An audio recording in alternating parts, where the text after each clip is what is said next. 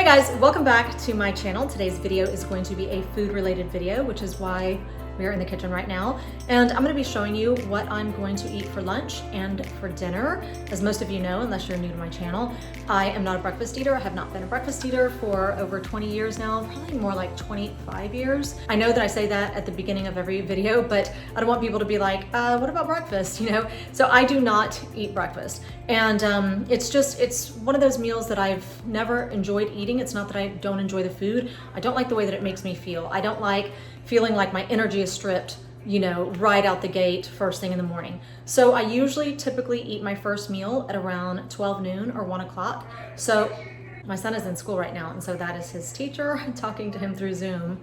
I'm trying to listen also. And I do like breakfast foods. I know that's another thing that I always say, because typically I eat breakfast foods for lunch. Not always, but probably half and half. I just really like breakfast foods. So today's lunch is going to be a little bit breakfasty also. Now, another thing that I wanted to say is that I don't want you to be under, you know, the misconception that I'm some sort of a health nut. I'm not trying to portray myself as a health nut. I typically do eat lower fat, lower calorie foods, and I know a lot of people have a problem with that. I do try to get in a lot of vegetables. I'm not crazy about a lot of fruit. Aside from watermelon, that's like my total favorite. And some frozen grapes. Yeah, I do like fruit, and I like strawberries too, but I just don't eat them as often as I do vegetables. And I will eat raw cauliflower any day of the week. I love certain vegetables that are just raw also. So I do still eat carbs, and I do still eat processed foods. I know a lot of people freak out whenever I pull out a can of something and open it in one of these videos. They're like, oh my God, I can't believe you eat processed foods.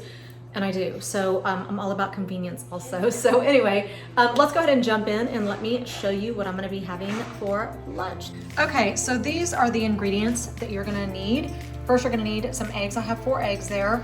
However, I only have 1 egg yolk. I know the egg yolks are good for you, which is why I left 1, but I don't want all the extra fat because there's, you know, 5 grams of fat in each egg yolk. So anyway, I have 3 egg whites and 1 whole egg. Then I'm going to be using this 2% Colby Jack cheese. I have a piece of ham that's sliced up, and this is the Oscar Mayer smoked ham. It's lean. And then I have some vegetables cut up in here, and I just have some red and green bell peppers and some onions. I obviously moved it over to the side there. I wanted to show you how this worked real fast because it's super, super easy. I do have my Quesadilla Maker right there. Also, I'm gonna be using this butter no stick spray, and it says for fat-free cooking. So I wanted to show you how this little device works real fast. I wanted to show you that it comes with this, and you do not ever wanna lose it because you might need to scrape, you know, some leftover, you know, onions or whatever vegetable you're cutting up. But I want you to see how quickly and easily this works. And voila, it's in there. Now, I do want to show you also that you can do this with bell pepper, but you want to lay the outside of the bell pepper down first because you want that to be cut first. Otherwise, it's going to lay on top and not go through. So you also want to slice it up kind of thin, just like that, just to make it a lot easier for, you know, the blades to go through. So just like this.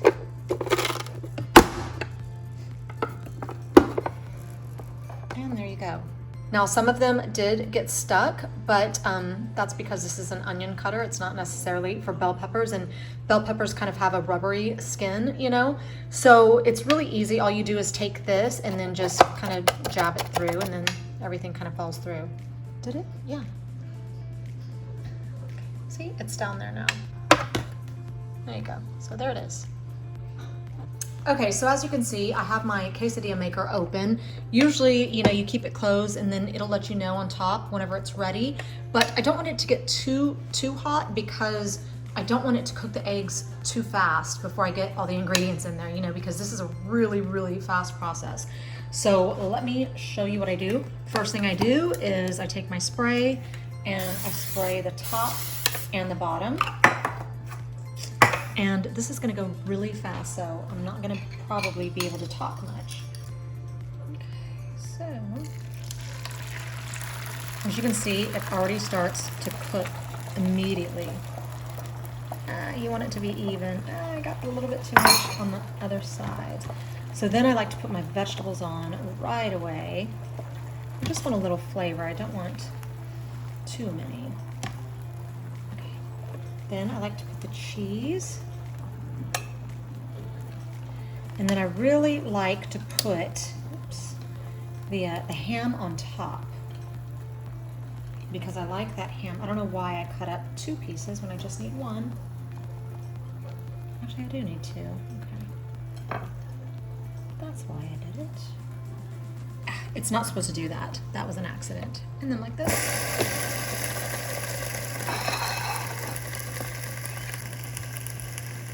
And I literally leave it there for, oh my gosh, maybe 45 seconds, a minute tops. You can actually open it if you want to check and see what it looks like, especially because you have the ham on top. If you had the cheese on top, I'm not sure I would do that. This looks like it's almost done. And it hasn't even been, I don't know if it's even been a minute. Okay, I think it's done. Now, the tricky part here, let's see, is it? Yeah. Okay. Now the tricky part here is getting it off. And it's really not that tricky, but sometimes it can get a little bit messy. You see how it moves really nice and easily? I like to use something like this because I've used a metal spatula before and it has scratched this quesadilla maker, and you don't want to do that. So I try to do like half of it at a time. I'm gonna go ahead and unplug it.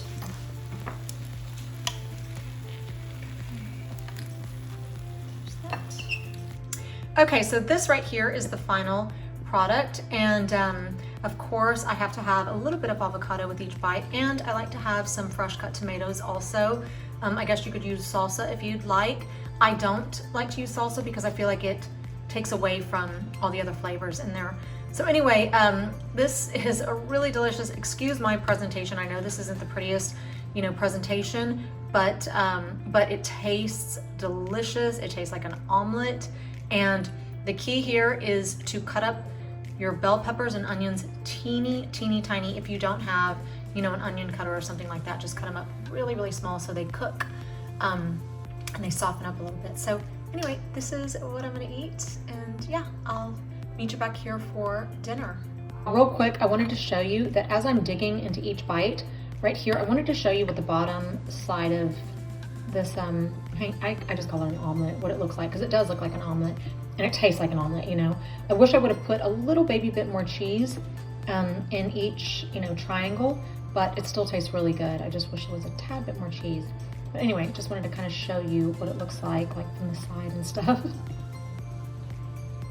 Okay, so now I'm gonna start preparing dinner. It's almost 5 o'clock. I don't typically, you know, start preparing dinner this early, but whenever you're filming it, it takes a lot longer. It's a lot more time consuming than if I'm just preparing it without having to move equipment and stuff around, you know what I mean? And it's funny because I never really care or think about, you know, my dishes until I'm about to, you know, put one in a video, and then I'm like, I really need to get a really nice looking mixing bowl, you know? Those are just not things that I ever think of, like buying, you know? I don't ever care about kitchen stuff. So anyway, let's go ahead and jump in and let me show you what I'm gonna be having for dinner. Okay, so these are the ingredients that you're gonna need. First thing you're gonna need is canned chicken. You do not have to use canned chicken if you do not want to. You can boil up a chicken and shred it. You can buy rotisserie chicken and shred it. But this is a very convenient way to make this, and it tastes delicious. Anyway, so this is what I use. I use the Sweet Sue 98% fat-free white chicken. You're gonna need some salsa. You're gonna need a packet of taco seasoning, some 2% Colby Jack cheese, or, you know, a Mexican blend cheese if you'd like. Then you're gonna need some flour tortillas. I like these. They come from the bakery at my local grocery store. So they're made right there in the store, and they're the best. I won't eat any other type of tortillas. And then again, you're gonna need a bunch of cut up little onions. So let me show you what I do. Okay, so this is what I have in my big, giant plastic blue mixing bowl. And I should have used a smaller bowl. Anyway, I have the 2 cans of chicken in there. I put the onions, I, you know, added a few scoops of salsa, and then I added a little bit more than about a quarter of this taco seasoning. You know, you can flavor it to your liking, you know. Now, a lot of times I will go ahead and add the shredded cheese to the bowl as well. But if I'm cooking it for just my family, then we all have different taste buds. Like, I don't like a ton of cheese. My kids want a ton of cheese. My husband can go either way. And so I just do ours and I kind of separate them on the pan and stuff like that. Okay, to make this a little bit easier, I'm gonna go ahead and add the cheese to the bowl. And that looks like it might be enough. I'm not exactly sure how many cups that is, but it looks about right.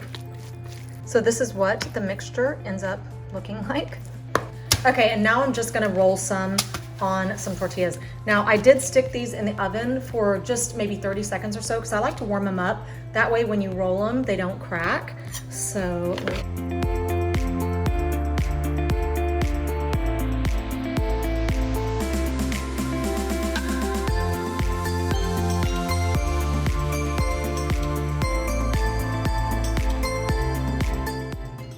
Okay, so this is what they look like all rolled up on a pan. Now, I just put some foil on a pan and then I sprayed it with this butter no stick spray.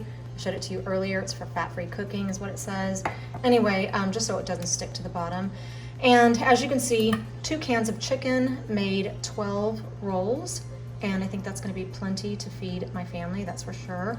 Now, my stepmom likes to make these too. And this is funny because my stepmom makes almost everything from scratch. And when she tasted these, she really liked them. And when she asked me what was in them, I was like, I don't want to tell you, you know, because she makes everything from scratch. But anyway, she really loved them. I do also want to say that these are so good the next day. Usually I'll just put them in the microwave for like, I don't know, 15 seconds or something like that. And they are so delicious. So anyway, I'm gonna put them in the oven right now at 425. And I'm just gonna kind of watch them until they look kind of brown and crispy on the outside. So. Okay, so this right here is what I'm gonna be having for dinner tonight. As you can see, these little chicken taquitos, or I wanna say they're called chicken flautas. Anyway, they cooked up really nice. They got really nice and crispy in the oven. And I added some Spanish rice, and this is what I like to use. This is the Uncle Ben's Ready Rice. It takes 90 seconds. I know somebody's going to comment on that, but I have never been able to make good rice. I don't know how I mess it up every single time. So I love these, you know, ready to cook bagged rice. You just stick it in the microwave for 90 seconds and it comes out perfect, like so perfect. Anyway, I also have some light sour cream. I love to have sour cream with any type of Mexican style of food that I eat. And of course I have some avocado slices, some diced tomatoes, some shredded lettuce, and yeah, that is what I'm having for dinner tonight. Okay, so that is all I have for you today. Thank you so much for watching. I hope you guys were able to pick up on some meal ideas. I don't know if I'm gonna be able to link the Quesadilla Maker in my description box. Not this brand anyway, since it's like 17 years old, but I will try to find a similar version just in case you're interested. And I don't think I showed anything else that I would have to, oh, maybe the onion maker or the onion cutter. Yeah, maybe I'll try to see if I can find something like that also. But anyway, thank you so much for watching. I hope you guys enjoyed, and I hope to see you back here next week.